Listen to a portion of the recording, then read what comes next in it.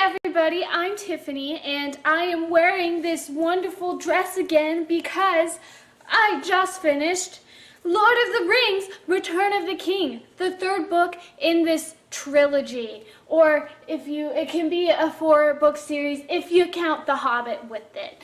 Yeah, I just finished it. Just a fun fact, Lord of the Rings was actually a giant book all in one, basically, and then they told him he had to split it up. So if you look in the page numbers, like, this book starts on page 731, even though it's actually page 1 in this book. But yeah, I finished it and I just watched the movie for like the 500th time again because I love that movie so much. So I'm excited to talk about it and the differences and compare and contrast and just have fun and wear this dress at the same time. So, because it's fun, and then I feel like I'm an elf in it, except I don't have pointy ears. Sadness. This is, like I said, the third book in a series, the third and final book, and it is the biggest book. For those of you who are curious, my order would probably be, I think, Fellowship first, then Return of the King, and then the Two Towers. Return of the King has a lot more battles, but I think it's just because I really love it when the whole gang is completely together. The other two, you know, you're kind of two different stories going on in one. That's my order. If you haven't read or watched these movies, first of all, you need to. At least watch the movies. I watched the movies first, then got this. Oh my gosh, the movies are so great. I think I've said that in my last video like 1,000 times. Watch the movie. Since it is the third book, you probably don't want to watch if you haven't read the first 2 books or watched the first 2 movies. Basically, if you haven't gone into Lord of the Rings at all, if you haven't read this third book, or if you haven't watched the third movie, or both, I suggest you leave soon. I'm going to give you a few statistics first, but there's not a lot I can say, really, without spoiling you, because, you know, it's the third book in a trilogy. Stuff's going to come up from the previous. Statistics-wise, the movie has an 8.9 out of 10 on IMDb.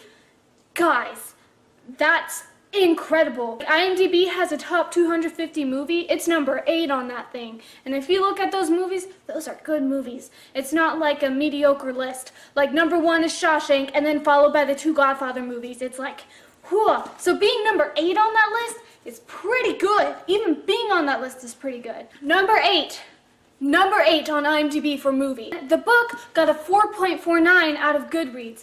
That is also amazing. Amazing. That's like almost 5 stars. Almost 5 stars.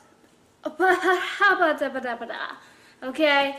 That proves how good this is. This is, I would say, high fantasy, and I read all of it, including the appendix, because he has like appendix A through F, and that took a little bit to get through. It gave you some new stories, which was really nice, and that's some of the stuff that they took and put in the movie. It also talked about the language and the writing, and as cool as that was, it gets a little like tiring when you're trying to finish the book and it's talking about the alphabet.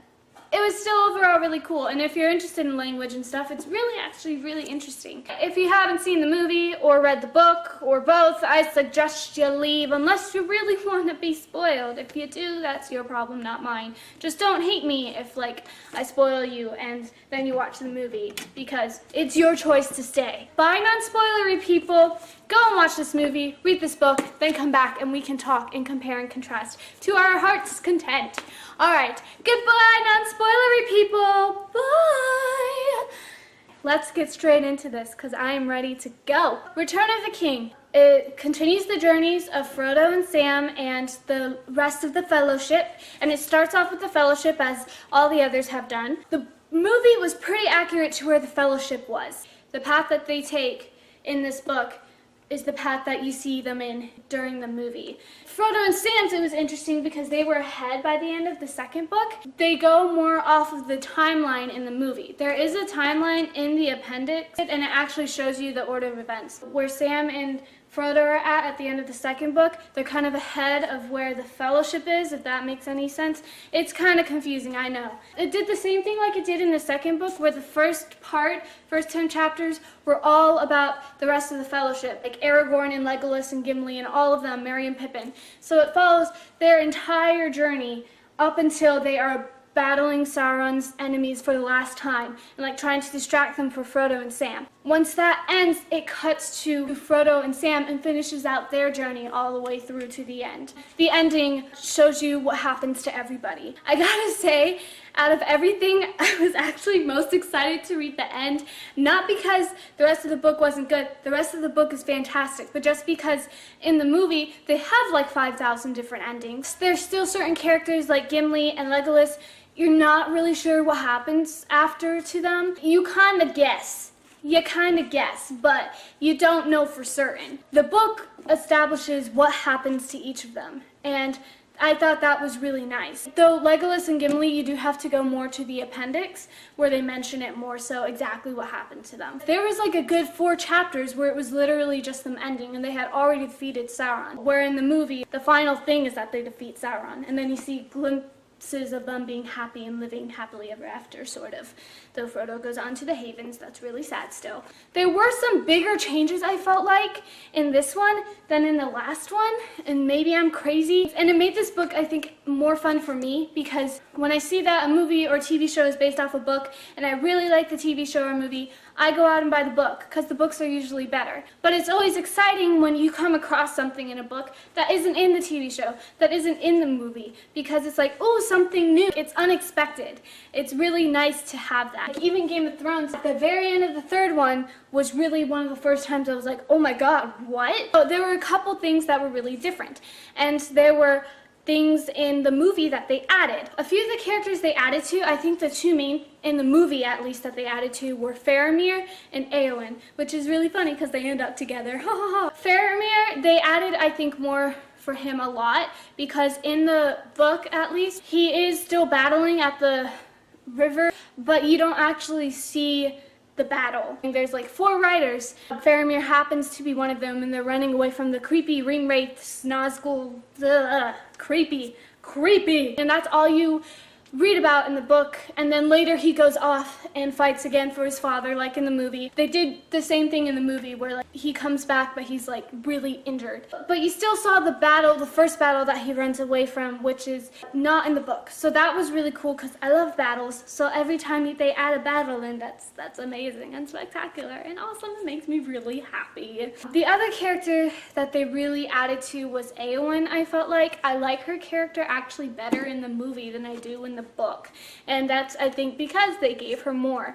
Her personality is, she's still strong and stern and all that like in the book, but she has a warmth to her that's not in the book, where she's more cold and people pity her more in the book, where in the movie she has a lot of warmth to her. She becomes good friends with Merry, and then you see the heartbreak more with Aragorn because she definitely shows her love for him more. I think Eowyn's character was really developed really nicely in the movie.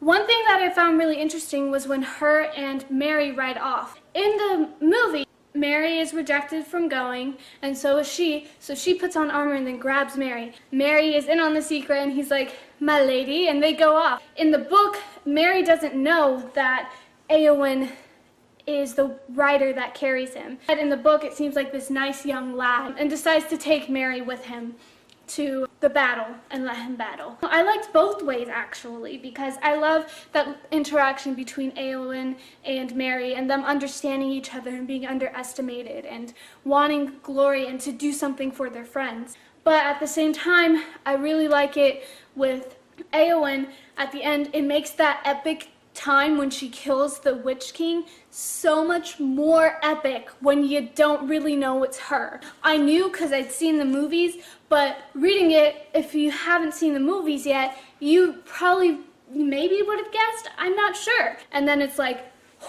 I am no man, stab! And it was awesome. Eowyn kicks butt.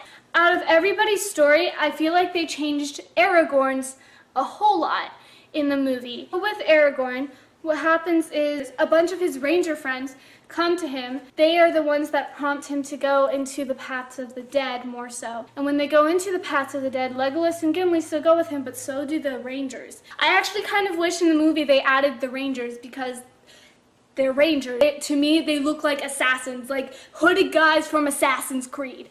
That's what they look like to me in my mind. So they look pretty awesome. I think they would have been. That would have been so epic. That would have been so cool. I really wish they did that now. I really wish they did. So going off of Aragorn was Arwen. So Arwen, if you don't know, in the books, she's not really mentioned. She's mentioned in the Fellowship, and you see him sitting with Arwen, but you don't really know that they're in love or anything like that. And you actually have to read the appendix. And in the appendix, it goes through how Aragorn and Arwen met and their whole love story, even past where Lord of the Rings ends, to where Aragorn is, dies and passes on. They really took a lot from that, more so, in the movie, and added that in. Now, one thing that always confused me in this movie, and I'm finally sort of getting it after watching it like 5,000 times, Arwen decides to stay, but then she ends up getting sick. And every time I watched this movie, I was so confused why Arwen was getting sick. I mean, I get there's giant Sauron doom, darkness coming over, but it's not like Elrond is falling sick or any of the elves. I was so confused why it just happened to Arwen. And I still kind of don't really get it, so if people want to explain it to me, you can. But from what I gather, I heard Elrond say, the Eldar is passing from you.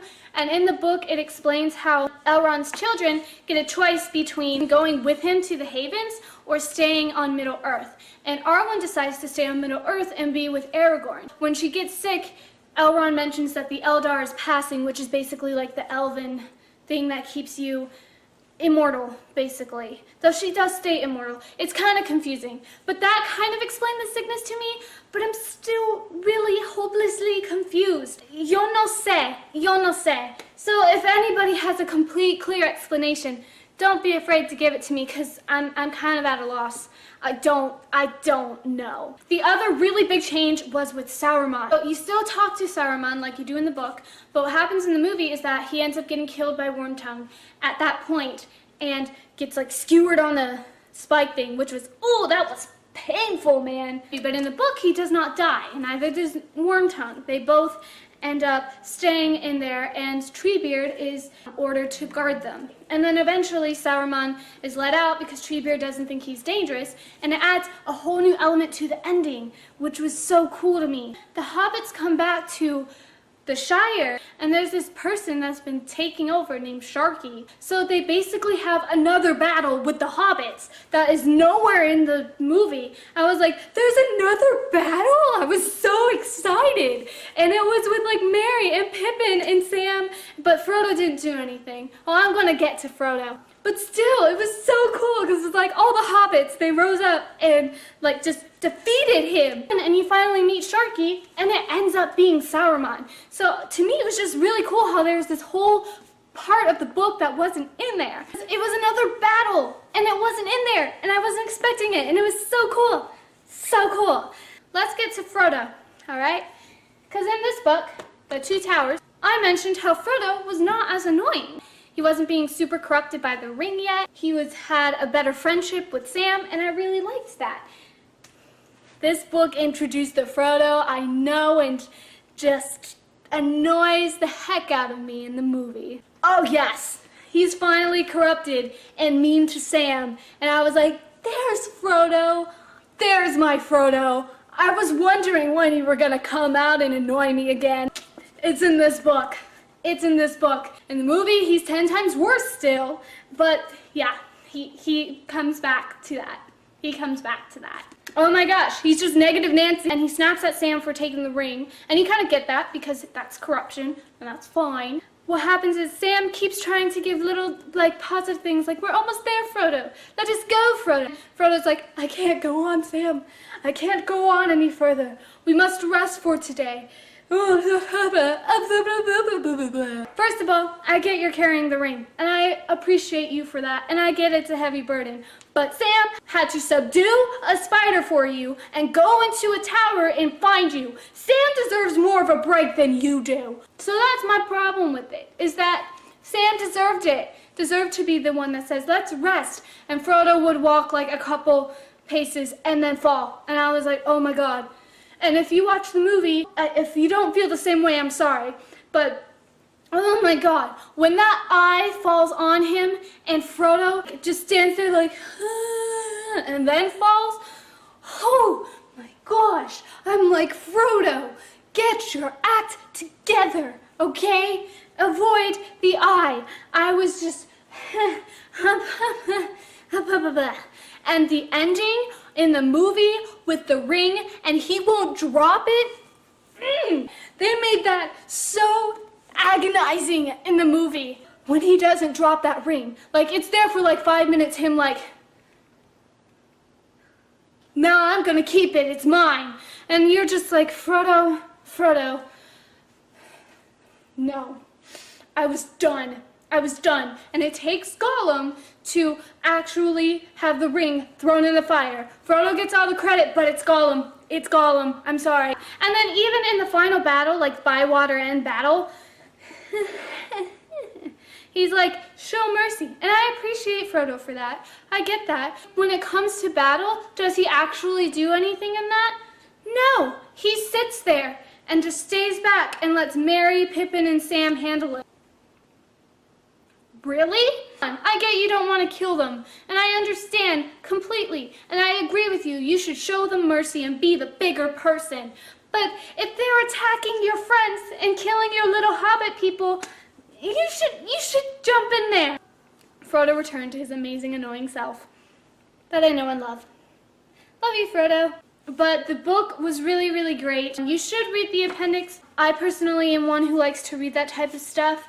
It did have a bunch of new stories in there and history and how these certain cities came to be, and that's really cool to me, and I really liked that. There's calendars, they explain the calendars, the languages, the alphabet, and I read it all. And though it was partially really tiring, at the same time it was really neat just to see how this one person created this whole giant world with this system of letters and language, and just, it's so cool to me. But yeah, that's basically all I have to say.